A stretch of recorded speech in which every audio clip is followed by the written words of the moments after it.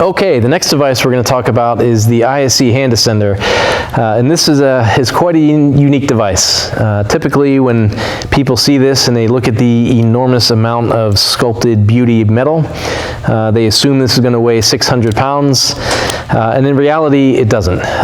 It's very light. It's extruded aluminum. It is very, very, very strong.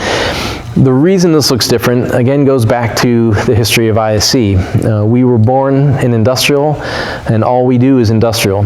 So to us, the idea of a thin piece of metal when I'm working in harsh environments just doesn't make any sense. So the main use of this, obviously, is going to be for ascent. So well, to explain it properly, if I'm using it within rope access, obviously I would need 2 attachment points on the line. We don't need to get into all that, but I would not be utilizing this alone.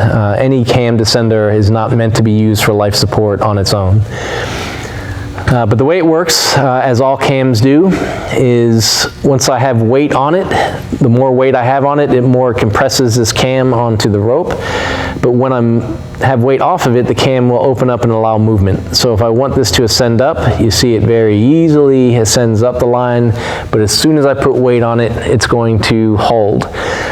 So what that can allow is you can use it for a secondary feature would be just a mobile moving anchor point. Let's say I wanted to redirect my line within a RADS redirect.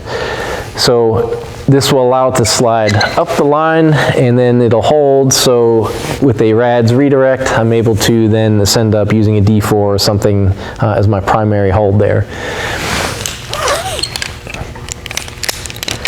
So the primary feature is obviously for ascent. Secondary uses would be mobile anchor point. I will say that I have legitimately used this as a hammer, which isn't in the UIM, but it does work quite nicely for that, should you need it.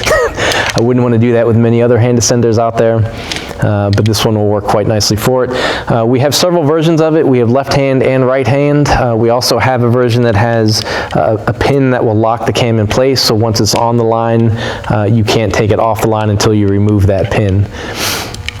So one other feature, within rope access, there are times where you have to down climb. And this works very nicely with that because I can just take the little green pin here and I can pull the cam off the line but keep it within the throat of the device, and that allows me to down climb quite easily and very safely.